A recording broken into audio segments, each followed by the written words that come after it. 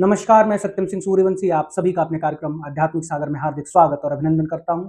आज का विषय है हनुमान का सिद्धांत और हनुमान मंदिर आधारित पाखंड। आज हम सभी हनुमान के सिद्धांत को समझेंगे और हनुमान मंदिर पर आधारित पाखंड को भी समझने का प्रयास करेंगे। सर्वप्रथम आज हम हनुमान के सिद्धांत को समझते हैं कि हनुमान कौन है। हनुमान वनों के नर वानरों को कहा जाता है। वनों के नर कौन है?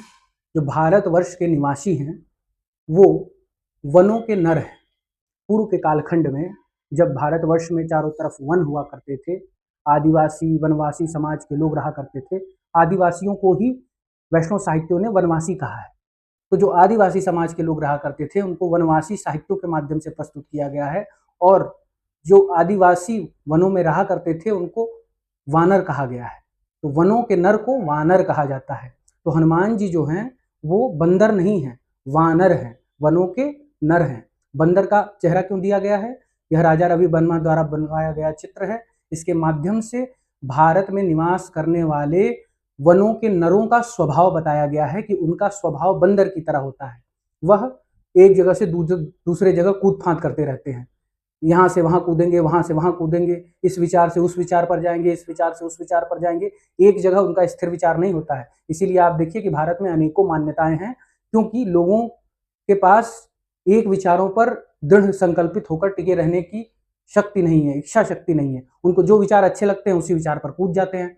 कोई किसी मान्यता विचारधारा को अपना लेता है, कोई किसी मान्यता विचारधारा को अपना लेता है, कोई स्वयं की अपनी ही एक अलग विचारधारा बना लेता है। तो यह बंदर स्वभाव है, हर जगह कूद कूद के जाना। तो यह भारत के मूल निवासियों का वास्तविक स्वभाव था। इसी स्वभाव प्रदर्शित करने के लिए बंदर का चेहरा दिया गया है, और वास्तविक रूप से वो वानर हैं, वनों के नर हैं। वैष्णव सिद्धांतों के अनुसार वास्तविक रूप से वो आदिवासी समाज के लोग हैं जो आदिकाल से भारतवर्ष में रह रहे हैं, पूर्व वैदिक काल से भारतवर्ष में रह रहे हैं। तो यह वानर हो गए। अब जब जो वानर मर चुके हैं, जो वनों के नरों की मृत्यु हो चुकी है, उनकी आत्मा उनके शरीर को छोड़ चुकी है, तो उनके प्राण ऊर्जा जो है उसमें कैद होकर आत्मा चारों तरफ भटक रही है। संपूर्ण भारतवर्ष में उनकी आत्माएं भटक रही हैं जो भारत के पूर्वज हैं। तो क्योंकि यहाँ जलाने की प्रथा है, यहाँ पे शरीर को जला दिया जाता है और आत्मा को कोई स्थान नहीं दिया जाता है जो प्राण ऊर्जा में कैद है। जब आत्मा को स्थान नहीं दिया जाता है तो वो इधर उधर भटकती रहती हैं। लेकिन ब्राह्मिक सिद्धांतों में जहां पर दफनाने की प्रक्रिया है वहां पर ऐसा नहीं है, वहां पर एक स्थान दे दिया जाता है। यही सब बातों को ध्यान में रखते हुए भारत के ऋषियों ने, आर्य ब्राह्मण समाज के ऋषियों ने यह सोचा कि जिस प्रकार ब्राह्मिक संस्कृति में कॉलोनाइजेशन ऑफ सोल हो रहा है, कॉलोनाइजेशन ऑफ सोल शब्द को समझिएगा कि आत्माओं का कॉलोनाइजेशन किया जाता है। जो आत्माएं प्राण ऊर्जा में कैद होकर शरीर को त्याग देती हैं तो उनका कब्र बनाकर उनको एक जगह एकत्रित किया जाता है, उनका कॉलोनाइजेशन कर दिया जाता है। कुछ धर्मों में उनकी मुक्ति की प्रार्थना भी की जाती है, कुछ धर्मों में उनसे प्रार्थना करके स्वयं के कल्याण की चाहत भी रखी जाती है। अलग अलग धर्मों में अलग अलग प्रकार से कब्रों के ऊपर अपनी संस्कृति विकसित की गई है। तो ब्राह्मिक संस्कृति की इस अवधारणा को ध्यान में रखते हुए भारत के ऋषियों ने संपूर्ण भारतवर्ष में हनुमान मंदिरों का निर्माण प्रारंभ किया, और हनुमान मंदिरों का निर्माण करते हुए वो हर गांवों में, हर शहरों में अलग अलग हनुमान मंदिर बनाए। और हनुमान मंदिर में वहां के पूर्वजों को, जो अस्थाई पूर्वज वहां के थे, वहां के पूर्वजों को ले जाकर हनुमान मंदिरों में स्थान दे दिया करते थे। उनकी प्राण ऊर्जाओं को जो वहां पर बांध देते थे। जो आत्मा है, आत्मा प्राण ऊर्जा में कैद है, तो प्राण ऊर्जा को उस स्थान पर बांध दिया जाता था, उन्हें स्थान दे दिया जाता था और उसको हनुमान मंदिर के स्वरूप में विकसित कर दिया जाता था। इस प्रकार हनुमान मंदिर की परंपरा संपूर्ण भारतवर्ष में फैली और संपूर्ण भारतवर्ष में हनुमान मंदिर बनाए गए। हनुमान मंदिर सात्विक स्वरूप में पूजा होती है। इसका कारण यह है कि भारतवर्ष में बौद्ध धर्म और जैन धर्म का प्रभाव ज्यादा था, इसीलिए यहाँ पर सात्विक लोग हुआ करते थे।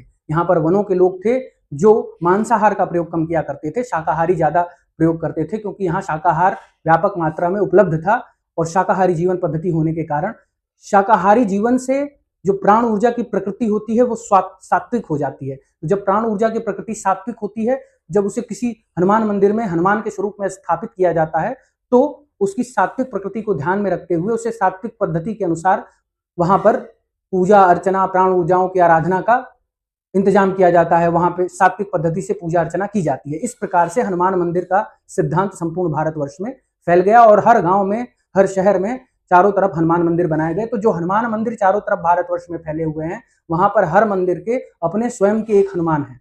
तो हर मंदिर का जो हनुमान है वहां का स्थानीय कोई पूर्वज होगा, वो पूर्वज की प्राण ऊर्जा जिसमें उसकी आत्मा कैद होगी, उसको एक स्थान दे दिया गया है। या फिर यह भी संभव है कि उस गांव की प्राण ऊर्जाओं को एकत्रित एक जगह हनुमान मंदिर में स्थान दे दिया जाता है। इसीलिए अगर आप देखिए तो अगर प्रयागराज के हनुमान मंदिर को देखिए, जो लेटे हनुमान मंदिर है, तो वो हनुमान दूसरे होंगे।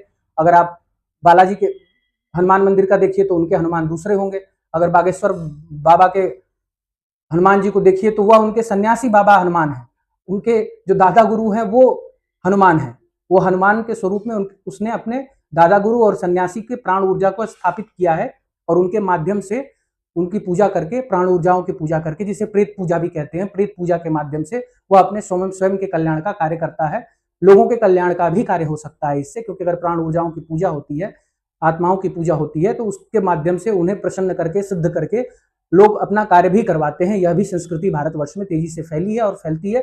इसी प्रकार हनुमान मंदिरों पर पूर्वजों की आत्माओं का व्यापक रूप से संपूर्ण भारतवर्ष में पूजा होता है और हर हनुमान मंदिर में विभिन्न प्रकार की प्राण ऊर्जाएं निवास करती हैं। विभिन्न प्रकार की प्राण ऊर्जाओं में उनकी आत्मा होती है। वह आत्मा किसी हमारे पूर्वज की ही आत्मा होती है, वो कोई और नहीं होता है। तो भारत के जो नर हैं, वानर है, वनों के रहने वाले पूर्वकालीन नर हैं, वही हनुमान मंदिरों में निवास करते हैं। यह भी संभव है कि कई जगहों पर ब्राह्मण समाज का कोई व्यक्ति मर गया तो वो ब्राह्मण जब मृत्यु प्राप्त करता है तो कहा जाता है कि वो मृत्यु प्राप्त करने के पश्चात ब्रह्म पिशाच बन जाता है। ब्रह्म पिशाच शब्द दे दिया गया है, लेकिन वह सात्विक प्रवृत्ति की प्राण ऊर्जा होती है और उसमें आत्मा कैद होती है, तो वह वहां पर निवास करता है। तो उसके लिए आपको सात्विक जीवन शैली से उसकी आराधना करनी पड़ेगी, उससे अपने कल्याण की प्रार्थना करनी पड़ेगी। तो यह हनुमान मंदिर का वास्तविक सिद्धांत है।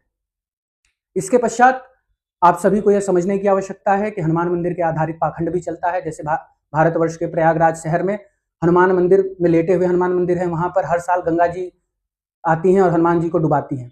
यह पहले नहीं होता था, लेकिन यह मान्यता बाद में प्रचलित हुई है और यह मान्यता को फैलाया ही इसलिए गया क्योंकि हनुमान मंदिरों के माध्यम से व्यापार किया जा सके। इस मान्यता को स्थापित करने के लिए हर वर्ष टिहरी बांध से पानी छोड़ा जाता है व्यापक मात्रा में, और पानी इसलिए छोड़ा जाता है ताकि हनुमान जी डूब जाएं। भले बारिश होती है, नहीं होती है, लेकिन टिहरी बांध का पानी आकर प्रयागराज के लेटे हुए हनुमान मंदिर को डुबोता है, जिससे मान्यताएं स्थापित होती हैं, मान्यताओं से विश्वास स्थापित होता है और विश्वास से धर्म का व्यापार आगे बढ़ता है। यह विशुद्ध पाखंड है, इसके अलावा कुछ भी नहीं है। आप सभी को यह समझना आवश्यक है कि जब ये टिहरी बांध से पानी खोला जाता है तो हनुमान जी तो नहा लेते हैं, लेकिन उनके कारण छोटा बघाड़ा, बड़ा बघाड़ा, अल्लाहपुर, ये सारे इलाके पानी में डूब जाते हैं। अनेक लोगों की जिंदगियां प्रभावित होती हैं बाढ़ के पानी की वजह से। मानवता को कष्ट देकर अगर अंधविश्वास फैलाया जा रहा है तो मैं इसका बिल्कुल भी समर्थक नहीं हूं, लेकिन यह कार्य भारतवर्ष में व्यापक रूप से हर जगह अंधविश्वास फैलाकर किया जा रहा है। जो सत्य है वो सत्य है, जो अंधविश्वास है वो अंधविश्वास है, और मैं उसको प्रत्यक्ष रूप से रखने से कभी भी पीछे नहीं हटूंगा। इसके अलावा आज प्रयागराज में आप देख ही रहे हैं कि नाले सारे चौक हैं, नालों की सफाई नगर निगम द्वारा नहीं की गई है। जगह जगह बाढ़ का पानी लगा हुआ है, एक बारिश होती है पूरी सड़क लबालब भर जाती है।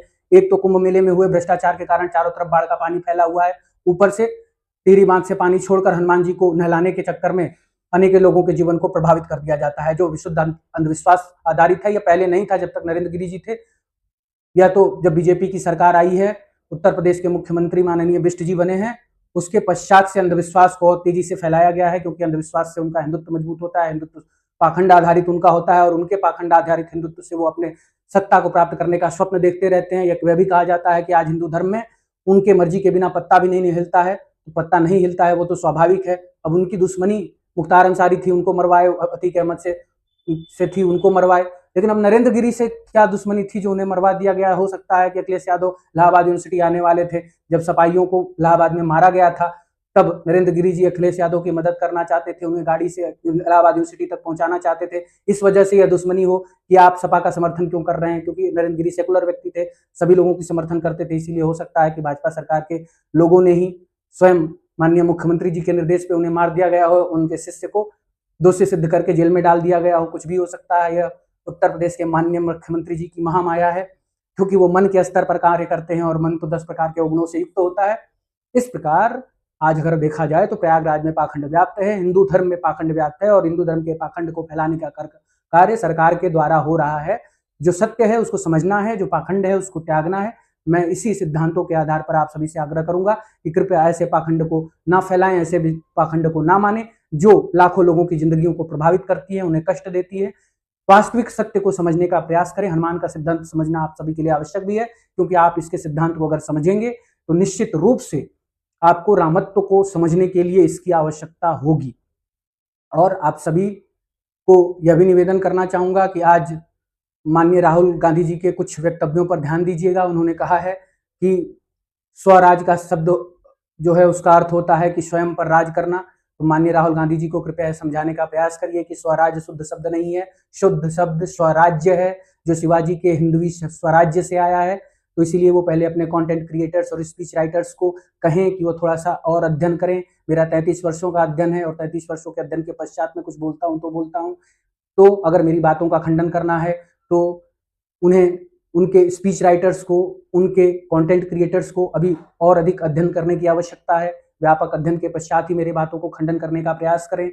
और मैं उनके बच्चों के जो स्वभाव है, नॉटी लिटिल बॉय का जो उनका स्वभाव है, उसकी प्रशंसा करता हूं, जो वो प्रयास करते रहते हैं। मैं उनके प्रयास की प्रशंसा हमेशा करता हूं, करता रहूंगा, आगे भी प्रयास करते रहिए। लेकिन अपने कंटेंट क्रिएटर्स को बोलिए कि थोड़ा अध्ययन करें, उसके बाद मेरी बातों का खंडन करने का प्रयास करें। इसी के साथ आज का विषय समाप्त होता है। नमस्कार।